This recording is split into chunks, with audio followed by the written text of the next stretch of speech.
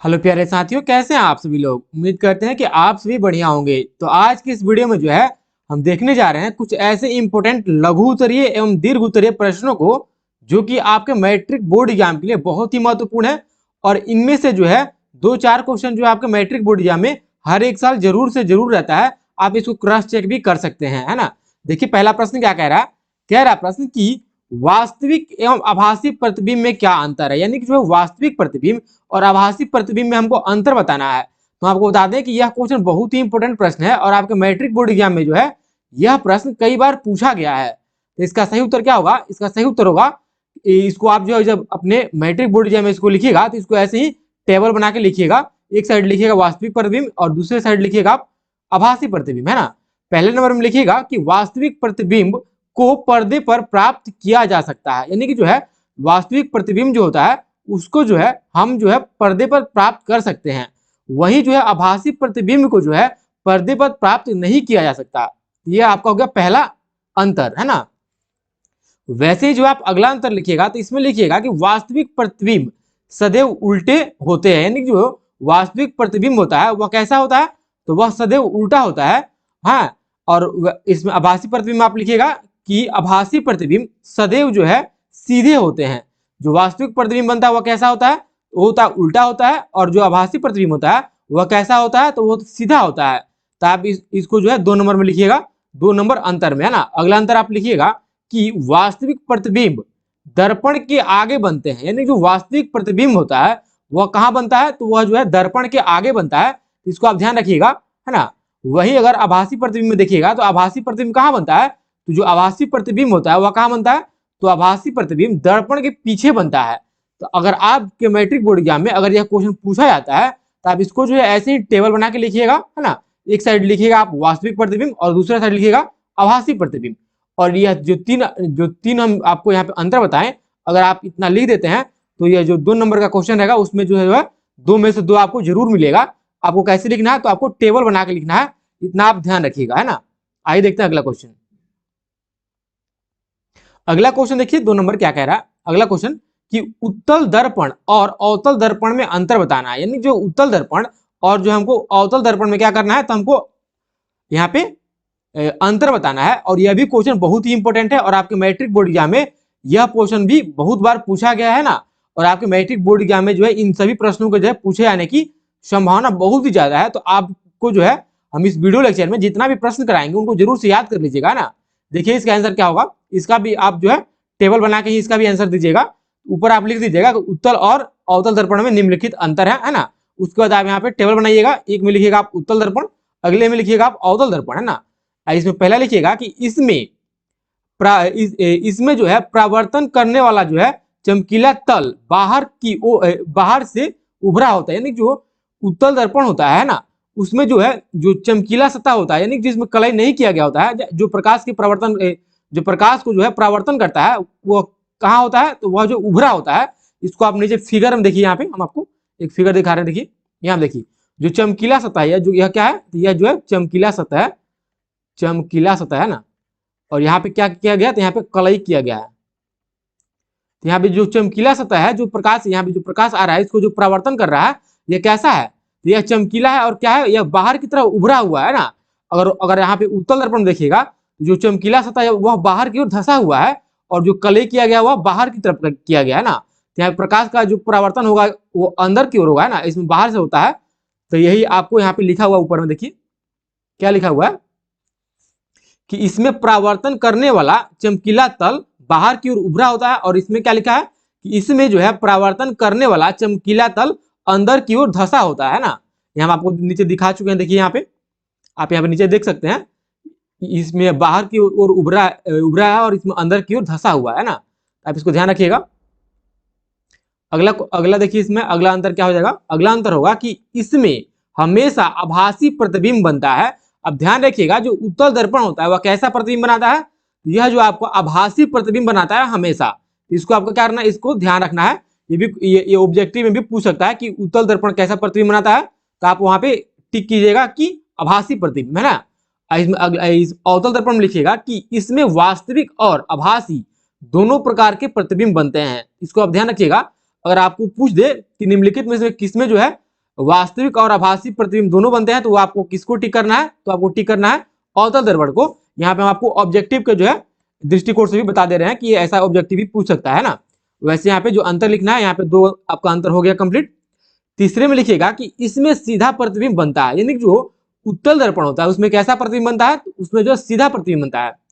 और अगर हम बात कर लें कि अवतल दर्पण में, तो इसमें जो है प्रतिबिंब उल्टा और सीधा दोनों बनता है। यानी जो अवतल दर्पण होता है इसमें क्या होता है कि प्रतिबिंब जो है उल्टा और सीधा दोनों तरह से बन सकता है ना, इनकी बनता भी है ना। तो यहाँ पे आपका 3 अंतर कंप्लीट हो गया। अगला देखिए, अगला 4 नंबर क्या कह रहा है कि इसमें प्रतिबिंब छोटा बनता है, यानी जो है उत्तल दर्पण है इसमें जो है प्रतिबिंब छोटा बनता है। और इसे अगर अवतल दर्पण में बात करें तो इसमें प्रतिबिंब बड़ा, छोटा और वास्तविक के आकार तीनों प्रकार का बन सकता है। यानी जो है अवतल दर्पण में जो है प्रतिबिंब छोटा भी बन सकता है, वास्तु के आकार का भी बन सकता है और साथ साथ जो है उससे बड़ा भी बन सकता है। तो अवतल दर्पण में तीनों प्रकार का बन सकता है, लेकिन जो है अगर हम उत्तल दर्पण की बात करें इसमें जो है प्रतिबिंब जो है हमेशा छोटा बनता है वस्तु की अपेक्षा। इसको आप ध्यान रखिएगा। अगला देखिए, अगला अंतर क्या लिखिएगा आप कि इसकी फोकस दूरी धनात्मक होती है। यानी जो उत्तल दर्पण होता है इसकी फोकस दूरी क्या होती है, तो धनात्मक होती है ना। और वही हम बात करें अवतल दर्पण की, तो इसमें जो है इसकी फोकस दूरी क्या होती है, यह ऋणात्मक होती है ना। तो यहाँ पे देखिए इतना आप लिख दीजिएगा और लास्ट में जो है आप यह फिगर भी बना सकते हैं, है ना। यहाँ पे अच्छे से फिगर नहीं बनाया, आप इसको अच्छे से बनाइएगा, है ना। तो यहाँ पे देखिए आपका जो यहाँ पे 5 जो है, यहाँ पे जो क्वेश्चन नंबर 11 था इसमें जो हम आपको 5 अंतर बता दिए, यानी कि जो 5 डिफरेंस आप यहाँ पे देख लीजिए। अगर आपके मैट्रिक बोर्ड एग्जाम में क्वेश्चन पूछे, तो अगर आप इतना लिखते हैं तो आपको 5 नंबर का जब क्वेश्चन रहेगा, है ना, तो अगर 5 नंबर का आप 5 डिफरेंस लिखते हैं और साथ साथ जो फिगर भी बना देते हैं, तो आपको 5 में 5 जरूर मिलेगा। और मैं आपको बता दें कि अगर आप इस क्वेश्चन को अटेम्प्ट करें तो आप जो है एक टेबल बनाकर ही अटेम्प्ट करें। इससे जो है जो एग्जामिनर रहता है उसको देखने में अच्छे मतलब अच्छा लगता है ऐसे, है ना। तो आपको जो पूरा में पूरा नंबर मिलेगा, है ना। तो आप इसको ध्यान रखिएगा। और मैं आपको बता दें कि जो बच्चे अभी तक इस चैनल को सब्सक्राइब नहीं किए, फटाफट से चैनल को सब्सक्राइब कर लें। ऐसे ही हम आपको जो है बहुत सारे जो है वीडियो लेक्चर लाने वाले हैं सभी सब्जेक्ट के, है ना, जो कि इंपॉर्टेंट क्वेश्चन का जो है ना। तो आप फटाफट से चैनल को सब्सक्राइब कर लीजिए। और अगर आप हमारे व्हाट्सएप ग्रुप से जुड़ना चाहते हैं तो उसका लिंक जो आपको नीचे डिस्क्रिप्शन में मिल जाएगा, वहां से जो है आप हमारे व्हाट्सएप ग्रुप में भी जुड़ सकते हैं, है ना। आइए देख लेते हैं अगला क्वेश्चन। अगला क्वेश्चन देखिए क्या कह रहा है कि अवतल दर्पण के उपयोग लिखे। यानी जो अवतल दर्पण है उसका क्या उपयोग है उसके बारे में हमको पूछ रहा है प्रश्न। और ये भी क्वेश्चन इंपॉर्टेंट है, आपके 2 नंबर में भी पूछा जाता है, ऑब्जेक्टिव में पूछा जाता है, सब्जेक्टिव दोनों में भी ये क्वेश्चन पूछा जाता है। तो आप इसको ध्यान रखिएगा, ये क्वेश्चन भी बहुत ही इंपॉर्टेंट है ना। देखिए इसका राइट आंसर क्या होगा, इसका सही उत्तर क्या होगा। देखिए इसका सही उत्तर होगा कि अवतल दर्पण के निम्नांकित यानी कि निम्नलिखित जो है उपयोग है। लिखिएगा इसमें पहला कि इसका प्रयोग वाहनों के हेडलाइट यानी जो गाड़ी होती है उनके हेडलाइट में, ना जो गाड़ी होता है उसके हेडलाइट में, और साथ साथ जो है लैंपों में, सर्च लाइट में, टॉर्च में इत्यादि में जो है अवतल दर्पण का उपयोग किया जाता है। आगे आप लिखिएगा सेविंग दर्पण, यानी जो सेविंग किया जाता है ना, जो सेविंग सैलूनम होता है ना, या फिर जो भी सेविंग दर्पण होता है उसके रूप में जो है अवतल दर्पण का उपयोग किया जाता है। तो आपको बता दें कि यह क्वेश्चन जो है ऑब्जेक्टिव में भी पूछा जाता है कि क्या बोलते हैं कि सेविंग दर्पण में किसका उपयोग किया जाता है, तो आप उसमें टिक कीजिएगा अवतल दर्पण को, है ना। और आपको सब्जेक्टिव में पूछता है तो आप ऐसे लिखिएगा, अगर जो ऑब्जेक्टिव में पूछता है तो उसमें आपको गोला करना होता है तो गोला कीजिएगा, है ना। आगे आप लिखिएगा कि दांत यानी दांत के चिकित्सक जो है विशेषज्ञ रोगी का परीक्षण यानी कि उसका जांच करने के लिए जो है अवतल दर्पण का जो है उपयोग करते हैं। आप यहाँ पे 3 लिख दीजिएगा इसका, है ना। इसके बारे में 3 टॉपिक है ना, यानी कि 3 पॉइंट। तो आपको जो है 2 नंबर क्वेश्चन रहेगा तो 2 नंबर मिलेगा उसमें, है ना, 3 लिखिएगा था। आइए देखते हैं अगला क्वेश्चन। अगला क्वेश्चन देखिए क्या कह रहा है।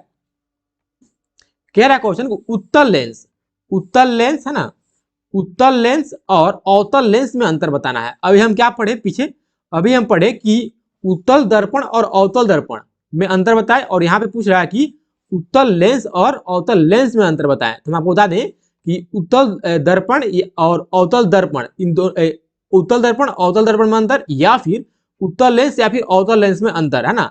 इन दोनों क्वेश्चन में से एक क्वेश्चन जो आपके मैट्रिक बोर्ड एग्जाम में हर एक साल रहता ही रहता है, तो आप इन दोनों प्रश्नों को जरूर से रट लीजिएगा या फिर याद कर लीजिएगा, है ना। लेकिन अगर आपको जो है मैट्रिक बोर्ड एग्जाम में पूछे तो आप जो है बना के जरूर से आइएगा, है ना। तो आइए देख लेते हैं इसमें क्या क्या डिफरेंस है। तो उत्तल लेंस में हम लिखेंगे पहला डिफरेंस कि बीच में से मोटा तथा किनारे से पतला होता है। यानी जो उत्तल लेंस होता है वह क्या होता है, बीच में मोटा और जो है किनारे पे पतला होता है।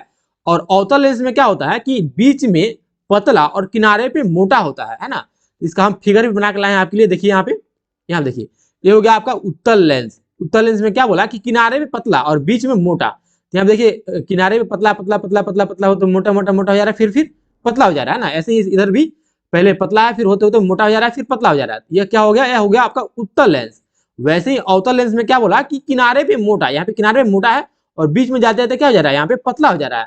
तो इसको पहचानने का यही जो है, ऐसे देख के आप पहचान सकते हैं कि बीच में क्या होगा, पतला होगा और किनारे पे क्या होगा, मोटा होगा। तो क्या होगा, यह हो जाएगा आपका उत्तल लेंस। और किनारे पे पतला और बीच में मोटा होगा तो क्या होगा, ये हो जाएगा आपका उत्तल लेंस, है ना। तो इसको आप ध्यान रखिएगा।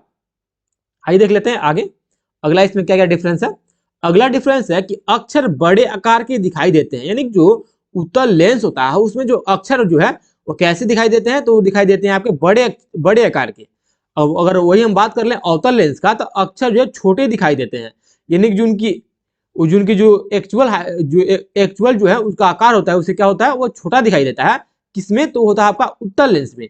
और अवतल लेंस में जो है अक्षर जो है बड़े आकार के दिखाई देते हैं उनके वास्तविक आकार से, है ना। इसको ध्यान रखिएगा। आगे आप लिखिएगा अगला डिफरेंस कि प्रकाश की किरणों को एक बिंदु पर केंद्रित करता है। यानी जो उत्तल लेंस होता है वह क्या करता है, इसका काम होता है कि प्रकाश की किरणों को जो है एक बिंदु पर क्या करता है, तो केंद्रित करता है ना। और वही हम बात कर लें कि अवतल लेंस की, तो यह क्या करता है कि प्रकाश की किरण पुंज को बिखेर देता है। यानी जो ये बिखेर देता है और ये इकट्ठा करता है। इसको आप ध्यान रखिएगा, ये भी आपका जो है इंपोर्टेंट जो है पॉइंट है। अगला पॉइंट लिखिएगा आप कि वास्तविक वस्तु का प्रतिबिंब वास्तविक, आभासी तथा उल्टा बनता है। यानी जो है उत्तल लेंस में वस्तु का जो है प्रतिबिंब जो है वास्तविक बनेगा, उल्टा बनेगा और आभासी बनता है ना। तो इसको ध्यान रखिएगा, किसमें बनता है, तो होता है आपका उत्तल लेंस में। और वही हम बात करें अवतल लेंस की, इसमें क्या होता है, वस्तु का प्रतिबिंब आभासी तथा सीधा बनता है। यानी कि जो इसमें सीधा बनेगा और जो है आभासी बनेगा, है ना। आइए देखते हैं और इसका डिफरेंस देखिए। 5 नंबर डिफरेंस में लिखिएगा आपकी लेंस को बाईं तरफ हिलाएं तो प्रतिबिंब दाएं की ओर गति करता है। यानी जो है अगर जो हम उत्तल लेंस को बाईं की तरफ जो हिलाते हैं तो जो प्रतिबिंब है वह दाएं की तरफ जो है गति करता हुआ प्रतीत होता है ना, यानी कि दिखाई देता है। यह हो गया आपका 5वां अंतर। अगर इसमें देख लें कि लेंस को बाईं की तरफ हिलाएं तो प्रतिबिंब भी बाईं की तरफ गति करता है। यानी जो है अवतल लेंस में अगर हम बाईं की तरफ हिलाते हैं लेंस को, तो वह जो उसका प्रतिबिंब जो है बाईं की तरफ ही हिलता हुआ प्रतीत होगा। लेकिन अगर हम बात कर लें उत्तल लेंस की, तो उत्तल लेंस में जो है अगर हम जो है प्रतिबिंब को जो है बाईं की ओर हिलाते हैं तो प्रतिबिंब दाईं की ओर जो है गति करता हुआ प्रतीत होता है। यानी कि दिखाई देता है, प्रतीत नहीं होता, दिखाई देता है ना। और यही अगला देखिए, अगला इसका डिफरेंस क्या है। अगला डिफरेंस है कि इसकी फोकस दूरी ऋणात्मक होती है। यानी कि जो है उत्तल लेंस होता है इसका फोकस दूरी कैसा होता है, तो ऋणात्मक होता है। अगर वही हम बात करें अवतल लेंस की, तो इसकी फोकस दूरी क्या होती है, इसकी ऋणात्मक होती है और जो है उत्तल लेंस की धनात्मक होती है। इसका आप ध्यान रखिएगा। उत्तल लेंस में जो है क्या होती है, उत्तल लेंस में ये होती है धनात्मक और अवतल लेंस में क्या होती है, ऋणात्मक होती है ना। इसको आप ध्यान रखिएगा। और यहाँ पे देखिए इसका फिगर भी हम आपको दिखा देते हैं। यहाँ पे आप देख सकते हैं इसका फिगर भी है। आप इस फिगर को भी लास्ट में जरूर से बना लीजिएगा, है ना। तो अगर आप इतना कर देते हैं तो अगर आपका 5 नंबर में क्वेश्चन डिफरेंस में पूछा गया होगा तो 5 नंबर आपको जरूर मिलेगा, है ना। आइए देखते हैं अगला क्वेश्चन। अगला प्रश्न देखिए क्या कह रहा है। ये भी प्रश्न इंपोर्टेंट है आपके ऑब्जेक्टिव के लिए भी और 2 नंबर वाले लघुतरीय प्रश्नों के लिए भी। क्या कह रहा है प्रश्न कि उत्तल दर्पण के उपयोगों को लिखे। हम अभी अवतल दर्पण के उपयोग को देख चुके हैं। अब यहाँ पे पूछ रहा है उत्तल दर्पण के उपयोगों को लिखे। यह भी क्वेश्चन इंपोर्टेंट है और आपके मैट्रिक बोर्ड एग्जाम में भी यह भी प्रश्न बहुत बार पूछा गया है। तो आप इसको भी जरूर से याद कर लीजिए, रट लीजिए या फिर जो भी कीजिए, लेकिन इसको समझ लीजिए, रट लीजिए ना। कैसे भी करके आप अपने मैट्रिक बोर्ड एग्जाम में अगर आप पूछता है तो इसको जरूर से बना के आइए ना। तो इसका उत्तर क्या होगा, इसका उत्तर होगा कि अवतल दर्पण का उपयोग वाहनों के साइड मिरर के रूप में किया जाता है। यहाँ पे ध्यान रखिएगा कि अवतल दर्पण का उपयोग क्या करते हैं, इसका उपयोग हम करते हैं साइड मिरर के रूप में और हेडलाइट में किसका उपयोग करते हैं, तो उसमें करते हैं हम अवतल दर्पण का। इसको आप ध्यान रखिएगा, ये क्वेश्चन आपको अभी पीछे कराए थे, देखिए एक सेकंड रुकिए, हम आपको दिखाते हैं, अभी कराए थे। यहाँ देखिए, अभी हम आपको एक प्रश्न कराए थे कि अवतल दर्पण का उपयोग, इसमें क्या बताया था, हेडलाइट के रूप में, वाहनों के हेडलाइट में किसका उपयोग करते हैं, तो अवतल दर्पण का। और वही अगर पथ से दृश्य देखना हो, यानी कि जो है उसका पीछे का दृश्य देखना हो, यानी कि जो वाहनों के साइड मिरर, यानी कि साइड में मिरर लगाता है जिसको हम पथ से दृश्य देखने के लिए उसका उपयोग करते हैं, किसका, तो उत्तल दर्पण का। तो इसको आप ध्यान रखिएगा, हेडलाइट में अवतल का और साइड मिरर में उत्तल का, इसको आप ध्यान रखिएगा। अगला क्वेश्चन देखिए क्या कह रहा है कि बाजारों व गलियों में लगे लैंपों का प्रकाश अवतल दर्पण से प्रवर्तन कर अपारसी किरणों की, अपारसी किरण पुंज होती है ना, पुंजों के रूप में साइड सड़क के काफी क्षेत्र को प्रकाशित करता है। यानी देखिए, कहने का सीधा सा मतलब है कि देखिए जो उत्तल दर्पण होता है उसमें जो है, जो आप देख रहे होंगे कि जो बाजारों में या फिर जो रोड के किनारे जो लैंप लगा होता है ना, उसमें क्या करता है, ये जो अपसारी किरण पुंज होती है उनको क्या करता है, फैलाता है, यानी कि जो है फैलाता है, यानी कि चारों तरफ बिखेर देता है, ताकि जो है ज्यादा क्षेत्र में जो क्या हो, तो प्रकाश पहुंचे, है ना, और जो है प्रकाशमय हो, है ना। तो इसी इसका उपयोग क्या है, देखिए आप यहाँ देख सकते हैं, दो उपयोग आपको बता दिए। एक तो हो गया वाहनों के पथ दृश्य में, और दूसरा क्या होगा कि जो स्ट्रीट लाइट होती है, यानी कि स्ट्रीट लाइट यानी जो बाजारों में लगती है ना, सड़कों के किनारे लगती है, उनमें अपसारिक किरण पुंज को बिखेरने के लिए जो है, काफी क्षेत्र में बिखेरने के लिए, प्रकाशित करने के लिए, है ना, इस उत्तल दर्पण का उपयोग किया जाता है। तो इसको ध्यान रखिएगा, जितने आपको प्रश्न करा रहे हैं इस वीडियो लेक्चर में, ये सभी प्रश्न इंपोर्टेंट है, और आपके मैट्रिक बोर्ड एग्जाम में ये प्रश्न कई बार पूछे गए हैं, और आपके मैट्रिक बोर्ड एग्जाम में ये प्रश्न लगभग हर एक बार पूछे जाते हैं। अगला प्रश्न देखिए क्या कह रहा है कि उत्तल लेंस के दो उपयोगों को बताएं। ये भी क्वेश्चन जो है पूछा गया प्रश्न है, और आपके मैट्रिक बोर्ड एग्जाम में, है ना। तो इसका उत्तर क्या हो जाएगा कि उत्तल लेंस का दो उपयोग इस प्रकार है, इसको आप लिखिएगा यहाँ तक, है ना। उसके बाद पहला लिखिएगा, नेत्र से दूरदृष्टि दोष को सुधारने में जो है किसका उपयोग किया जाता है, उत्तल लेंस का।